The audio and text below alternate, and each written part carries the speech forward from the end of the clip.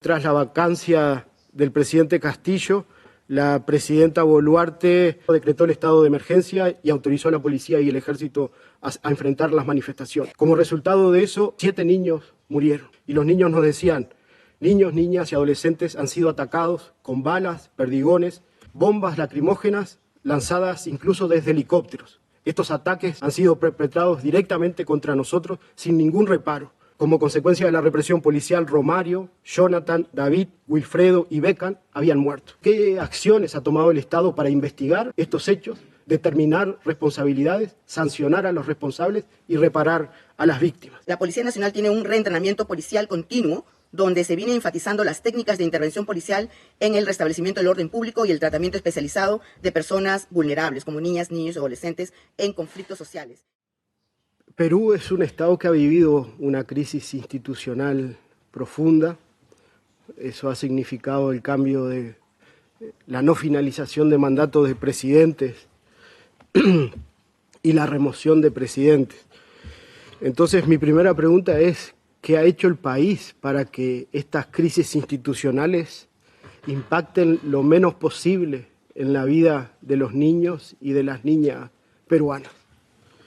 En relación a medidas generales de implementación, la ministra nos detalló el catálogo amplio de cambios legislativos, muchos cambios muy buenos. Pero yo quiero detenerme en las tensiones que existen hoy en el Congreso Nacional. En el Congreso Nacional están en debate muchos proyectos de ley o han sido aprobados proyectos de ley que van contra los estándares planteados por la Convención y los protocolos opcionales. Allí los grupos conservadores, antiderechos, que cuestionan lo que llaman ideología de género, han planteado una serie de proyectos que hablan de los derechos del niño por nacer, la elección de los padres de los textos educativos, fundamentalmente porque les molesta la educación sexual y reproductiva, y también un proyecto de baja de la edad de imputabilidad que se produjo en esta última parte del 2024 y que el comité ha expresado preocupación sobre ese asunto.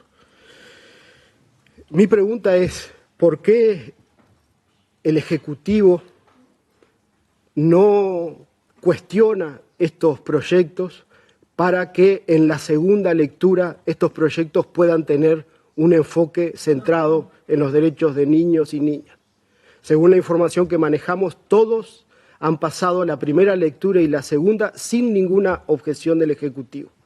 Entonces, el Ejecutivo está comprometido con una agenda de derechos del niño. El Ejecutivo considera que estos proyectos van contra lo que la Convención plantea. Entonces, ¿por qué no los cuestiona en una segunda lectura para incorporar la perspectiva de derechos del niño?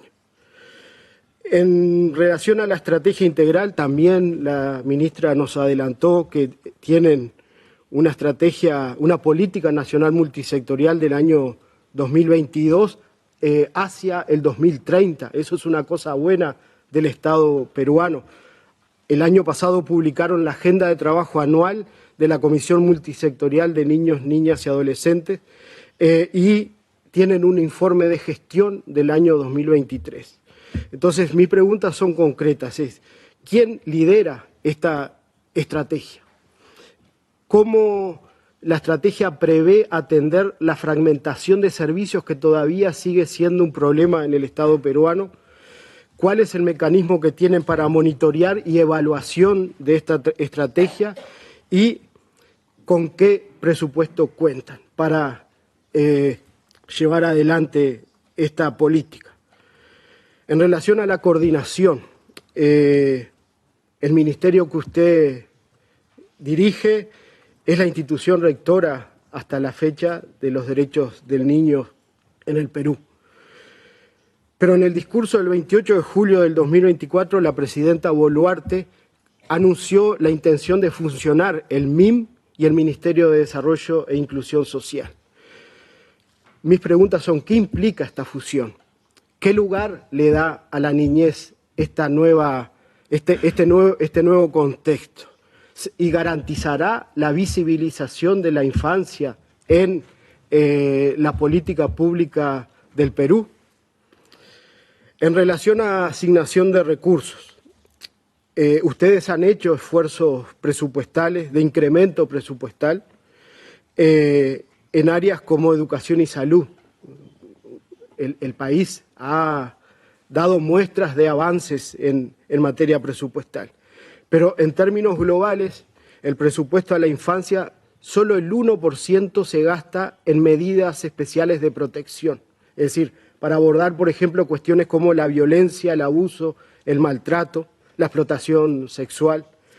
Y también en ese 1% está la participación infantil. Frente a un problema que ya lo plantearán mis colegas en su clúster, como es la violencia estructural del país que golpea a los niños con particular dureza, ¿no piensa el Estado aumentar las partidas dedicadas a esta parte de la asignación de recursos? Y después, ¿cómo piensa el Estado monitorear el gasto en infancia para que esa inversión sea pertinente, sea mejor y tenga la posibilidad de ser evaluada? ¿Y cómo se atiende la realidad del interior del país, de las zonas rurales, de las zonas alejadas? Ahí hay una brecha importante en el país. En relación a reunión de datos, el Instituto Nacional de Estadística viene haciendo esfuerzos importantes para mantener la información continua en materia de niñez en el país. Sin embargo, las principales áreas de información, educación, salud y violencia todavía presentan un problema que es la falta de desagregación de la información por etnia y por lengua. El Instituto de Estadística está pensando alguna medida para corregir y para obtener información en esas áreas que son particularmente importantes en el Estado. Y en relación al relevamiento de datos, hay esfuerzos también para unificar, crear un registro unificado. Yo lo que quiero preguntarle es la tensión que puede aparecer en el manejo de la privacidad de los datos de los niños y las niñas en estas iniciativas de unificación de bases de datos unificadas. En relación a vigilancia independiente, la Defensoría del Pueblo ha vivido un proceso de tensión y de politización en la última designación del Defensor del Pueblo, que es preocupante, porque la Defensoría del Pueblo es una institución independiente, de acuerdo a los principios de París. ¿Cómo está afectando esta politización partidaria en el proceso de designación del Defensor del Pueblo?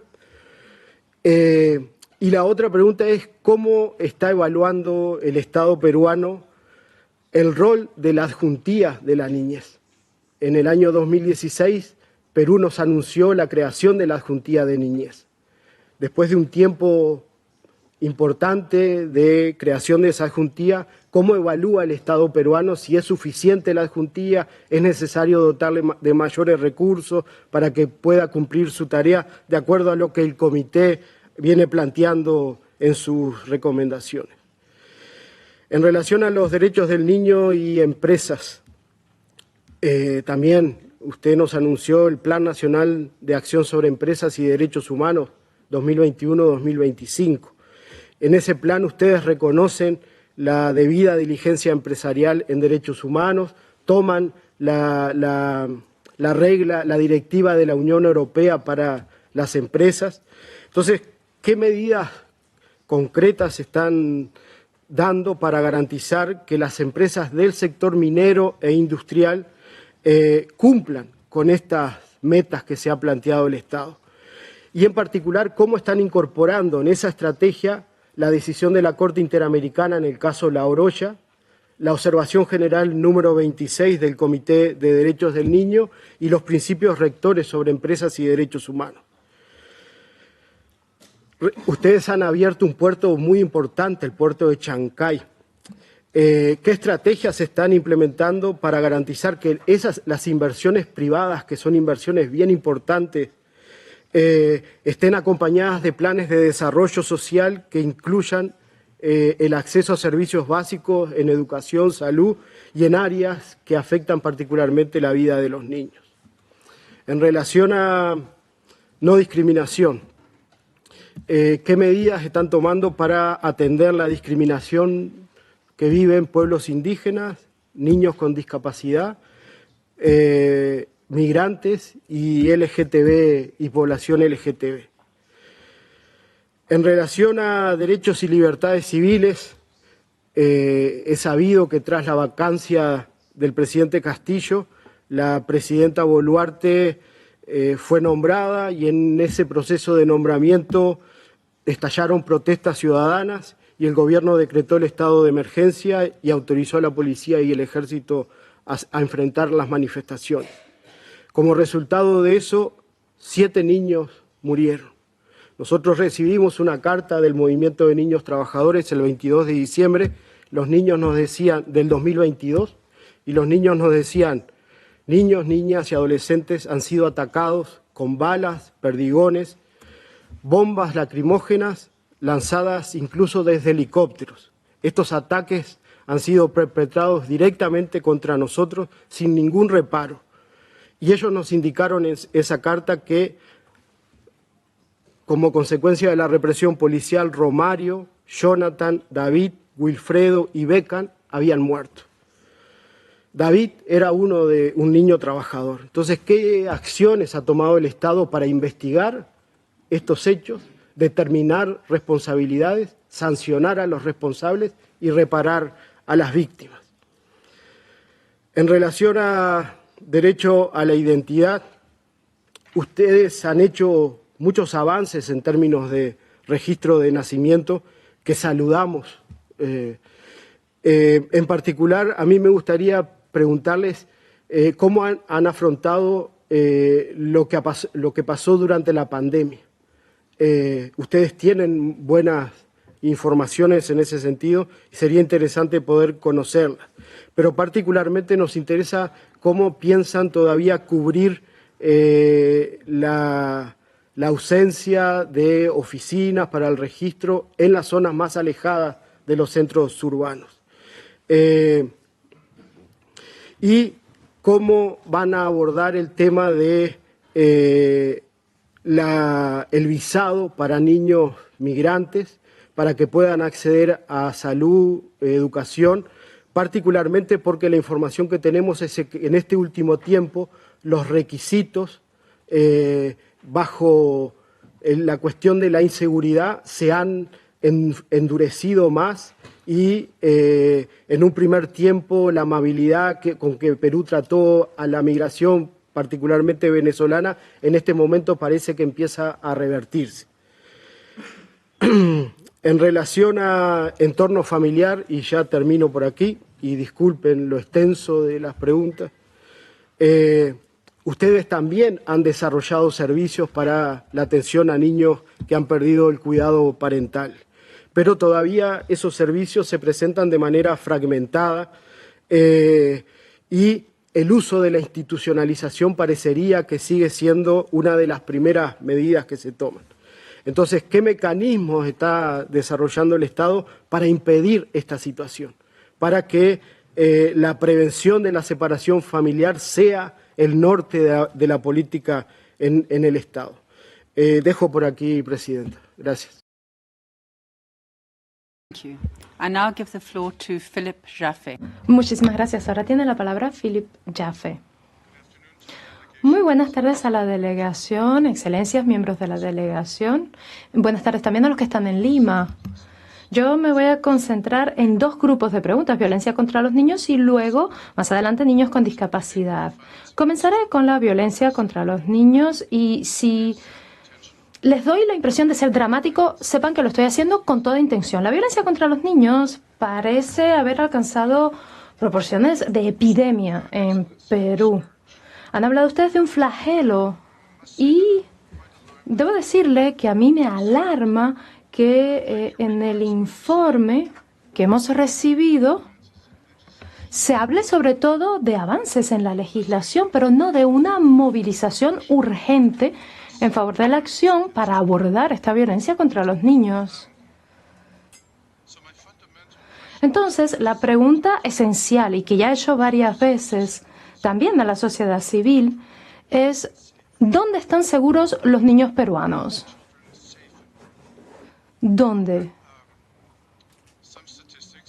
Hay estadísticas que nos recordaban ustedes, pero creo que necesitamos datos desglosados más recientes que estos de la encuesta de 2019 que mencionaban ustedes, la encuesta de Henares.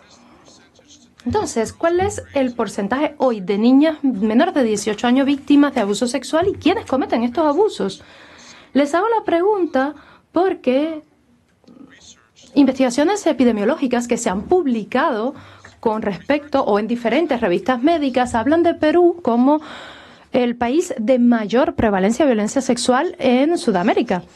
Y luego hay que agregar a eso la tolerancia social de la violencia. Esta misma encuesta, Henares, indica que 21% de los adultos que respondieron a la encuesta consideran que si se enteran de un caso de abuso sexual contra un menor, pues piensan que lo mejor que hay que hacer es no intervenir.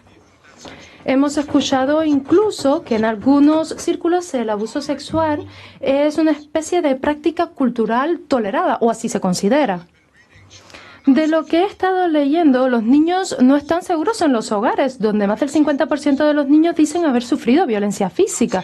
Tampoco están seguros en las escuelas, donde el personal escolar es responsable de casos significativos de violencia física y también hay cientos de informes de violencia sexual cometidas por los maestros o docentes. No he encontrado datos específicos con respecto a la seguridad de los menores en instituciones o fuera del entorno familiar. En cuanto al castigo corporal, Perú ha prohibido estos castigos en todos los entornos ya en 2015 y es un paso de avance significativo. Y son parte ustedes de los países que integran Pathfinder con la Alianza Mundial para poner fin a la violencia contra los niños. Y este es un compromiso voluntario en pro de la acción. Pero ¿qué se ha hecho para poner en práctica las disposiciones de la ley número 30.403 que habla específicamente de castigos corporales? ¿Están llevando ustedes a cabo programas de concienciación para reducir el porcentaje de padres que consideran que los castigos corporales son un enfoque pedagógico legítimo? Una última cifra que me ha parecido muy inquietante y que mencionaban ustedes en el discurso inaugural es la desaparición de cientos de niños entre 12 y 17 años cada mes del año 2024. ¿Cómo están respondiendo ustedes a esta situación tan impactante? Mencionaba, le pregunto, ¿cuántos de estos niños han encontrado? ¿Cómo los han encontrado? ¿Y cuál es la tasa de éxito que están teniendo para reducir estas cifras tan alarmantes? Nos han informado de un mecanismo de alerta Amber, pero también nos han dicho que en muchos casos la policía no quiere desencadenar la alerta en una gran cantidad de situaciones. ¿Y por qué ocurre esto? ¿Qué se está haciendo a los niveles más altos del gobierno para abordar esta situación? ¿Qué medidas de prevención creen ustedes que son realistas y que pueden ayudar a movilizar al sistema policial y judicial de manera más responsable contra este fenómeno? La violencia de género también es muy prevalente. Mi colega, el señor Perdenera, y también el informe que hemos recibido recalcan esta realidad que es sobre todo presente en las zonas, o está sobre todo presente en las zonas rurales y entre la población de niñas indígenas. No voy a volver al caso que recibimos, según OPIC, el protocolo de las comunicaciones, con respecto a una joven peruana que de manera general fue víctima de una violación por incesto y se le negó el acceso al aborto. Es un caso que nos refleja cómo los niños se enfrentan a las peores circunstancias en el sistema médico y judicial en Perú. De nuevo, ya lo mencionaron ustedes, se ha hablado de casos de violencia sexual en el distrito de Condocanqui y en otras regiones. La Oficina del Defensor Público ha documentado cientos de casos durante los años, a lo largo de los años, cometidos por docentes en esta región. ¿Nos pueden decir si hay maestros que hayan sido condenados o si hay procedimientos en curso en contra de estos docentes y cuáles han sido los resultados de los mismos, si es que existen? También hemos escuchado de diferentes fuentes, y la señora jefa de delegación lo ha dicho también, que no hay suficientes informes o denuncias, pero también se ha dicho que los niños y las familias, cuando presentan las denuncias, la policía simplemente no las acepta, o incluso casi de manera anecdótica le dice a la familia que investiguen ellos por su cuenta. ¿Nos pueden hablar de mejoras en la capacitación de fiscales, jueces, policías y trabajadores sociales, sobre todo, con respecto a aquellos casos en los que los menores son víctimas de violencia sexual? Por otra parte, ¿cuál es la situación con todas aquellas acusaciones? Y tenemos una larga lista de acusaciones contra los miembros del clero. Ha habido procedimientos que traigan como resultado condenas y cuántos o cuáles están en curso, si es el caso. ¿Nos pueden dar información también con respecto a cómo están aumentando ustedes la protección de los niños LGBT? También hemos recibido una gran cantidad de información inquietante en cuanto a ese punto. No quisiera desafiarles en este sentido, pero a ver, las cifras del sistema de protección de menores indican que este también está fallando y le está fallando a los niños. Y hay varios informes que he visto con respecto a la población vulnerable. Seguramente ustedes han hecho muchísimos esfuerzos y han desplegado muchas estrategias para la labor que están haciendo, pero queda aquel sentir de que todavía no se centran lo suficiente en los niños, que los niños todavía no son el pilar, la prioridad de estas acciones. Mencionaron ustedes el plan de acción multisectoral que combina prevención y acciones sociales, incluyendo el sistema judicial, las agencias del orden público, pero es algo que debe ser amplio, masivo y que debe aumentarse la capacidad de profesionales que se capacitan en cada sector. Esto incluye abordar prácticas nocivas como, por ejemplo, matrimonio infantil forzoso. ¿Cuánto han avanzado ustedes en la aplicación de la Ley 31945? ¿Nos pueden dar información con respecto a la prevención del matrimonio infantil entre las poblaciones vulnerables de varias de sus regiones? Mencionaban también que están aumentando el presupuesto para la protección de los niños y los recursos humanos, la capacitación de profesionales, por ejemplo. Yo, de hecho, estaba en la sala cuando mi colega Luis, que creo que estaba ahí también en Bogotá, cuando el gobierno de Perú y también nuestra presidenta Skelton estaba ahí, cuando el gobierno de Perú presentó su compromiso. Y yo recuerdo que pensé, esto suena muy bien, el objetivo era 2030 y en realidad 2030 faltan 5 años y hay que hacer mucho más y hay que hacerlo de manera mucho más urgente para todos esos niños que están sufriendo en el día a día de diferentes formas de violencia en su país. Quisiera pasar ahora al último punto con respecto a las obligaciones que tiene Perú en virtud del protocolo facultativo con respecto a la venta de niños, prostitución de menores y pornografía de menores. El comité les agradecería más información con respecto a las recomendaciones anteriores y a las observaciones finales. Y nos gustaría saber también si Perú ha adoptado una estrategia abarcadora que incluya todos los ámbitos de este protocolo facultativo. Y por último, con respecto también a este mismo protocolo facultativo, hay algunos esfuerzos ya desde el punto de vista jurídico para poner en práctica esta disposición que penaliza la venta de niños de manera muy distinta de otras formas de trata. Y obviamente si ya existiera sería una excelente noticia. Les agradeceríamos toda actualización al respecto. Con ello le devuelvo la palabra, señora presidenta. Cedo la palabra a nuestra jefa de misión, la ministra de la Mujer. Muchas gracias. Quisiera simplemente complementar la respuesta que acaba de dar la doctora Carmen Velarde respecto de la implementación de la ley que prohíbe el matrimonio de menores de edad.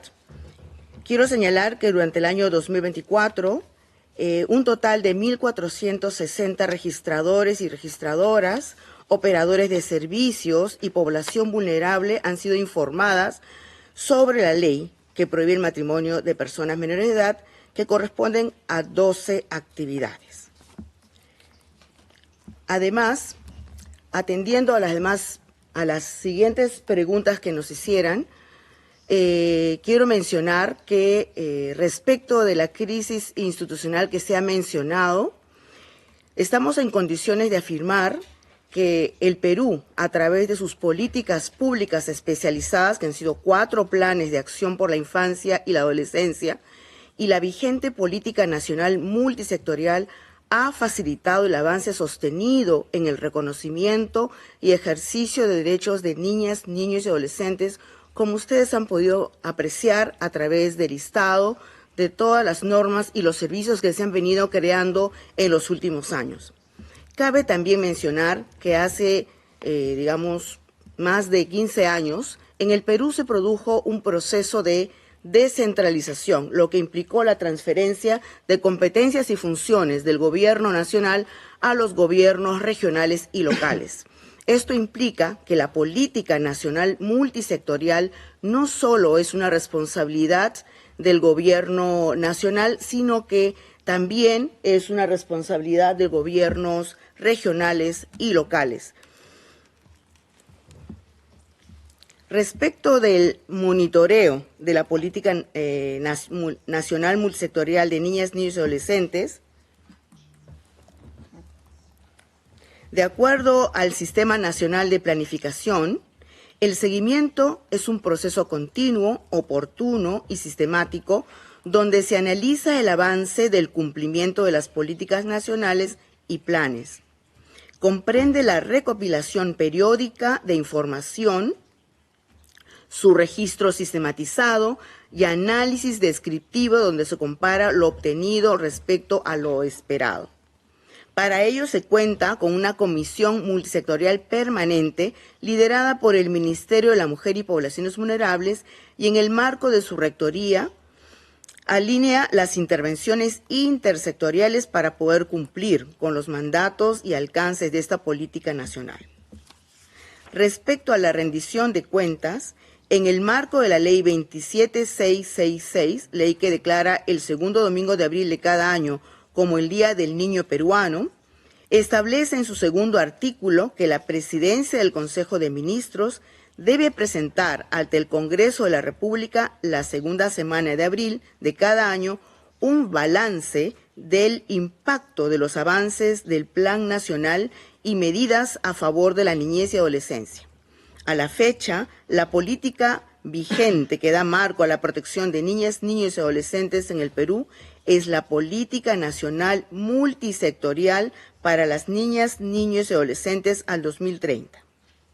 Respecto de la fusión de ministerios, debo precisar que la Presidenta de la República, Dina Boluarte, en su discurso del 28 de julio del año 2024, mencionó la creación de un nuevo ministerio, que es el Ministerio de Infraestructura, cuyo proyecto fue entregado al Congreso de la República para su evaluación y aprobación, cuestión que hasta el momento no se ha producido, y mencionó además que se evaluaría la fusión de sectores que tuvieran duplicidad, que estuviera duplicando sus funciones. No ha mencionado hasta el momento cuáles serían esos sectores porque se encuentra en evaluación.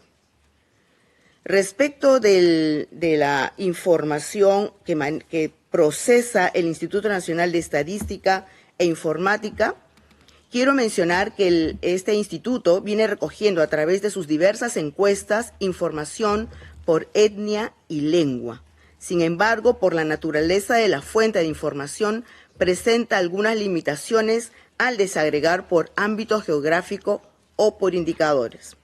Otra fuente de información son los censos de población y vivienda, y en el presente año, 2025, se llevará a cabo el nuevo censo que permitirá contar con una información más actualizada con desagregación por lengua y etnia.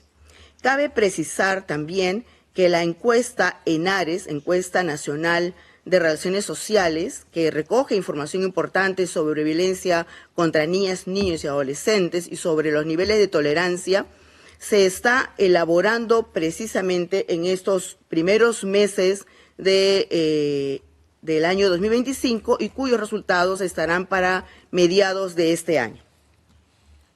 Sobre la institucionalización de niñas, niños y adolescentes, cabe mencionar que el decreto legislativo 1297 que entró en vigencia en el año 2018 plantea estrategias para la no institucionalización. En nuestro país, hace ya bastante tiempo, hemos optado por estrategias diferentes a la institucionalización porque creemos que este mecanismo causa daño, de manera que la institucionalización es simplemente una medida temporal. Y tenemos aquí algunas cifras respecto de las familias acogedoras que se han venido registrando en nuestro país y que es una medida temporal también de protección y cuidado a niñas y niños que en ese momento se encuentran en desprotección o riesgo de desprotección, mientras las autoridades, tanto el sistema administrativo como el judicial, dependiendo del tipo de protección, toman decisiones sobre el particular. En el momento existen 749 personas y familias acogedoras vigentes y hay 572 niñas, niños y adolescentes acogidos bajo el cuidado y protección de una familia acogedora. Desde el Ministerio de la Mujer y Poblaciones Vulnerables se viene gestionando convenios de cooperación interinstitucional con organizaciones no gubernamentales a nivel nacional para fortalecer la difusión del servicio de acogimiento familiar, que constituye una medida alternativa idónea para las niñas, niños y adolescentes en desprotección familiar, lo que ha permitido contar con un mayor número de personas y familias acogedoras actualmente, sustituyendo con ello la institucionalización de los mismos, con un ambiente familiar, mientras que la familia de origen supera los factores de riesgo. Asimismo, se viene efectuando la actualización de normas complementarias vinculadas al decreto legislativo 1297, como es la Directiva de Acogimiento Familiar, Profesionalizado y Subvención Económica del Acogimiento Familiar. En el Perú, la institucionalización de las niñas, niños y adolescentes en un centro de acogida residencial tiene un decrecimiento anual del 5%. Ello muestra nuestro compromiso con la desinstitucionalización. Y también tenemos la cifra de que 2.234 niñas y niños de nuestros centros de acogida residencial han sido reintegrados a sus familias, atendidos en las unidades de protección especial a nivel nacional.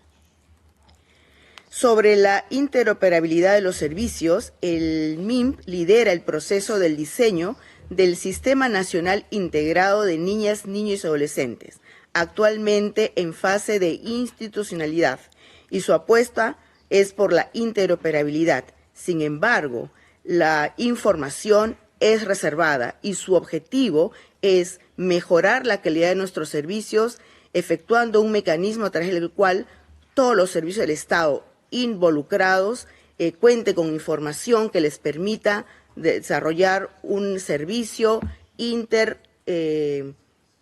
articulado con otros servicios, ¿no? Por ejemplo, el Ministerio de la Mujer debe articular con los sistemas de salud o con la Policía Nacional con la finalidad de que se obtenga la atención de las denuncias, la recuperación emocional, el cese de las situaciones de violencia, etc.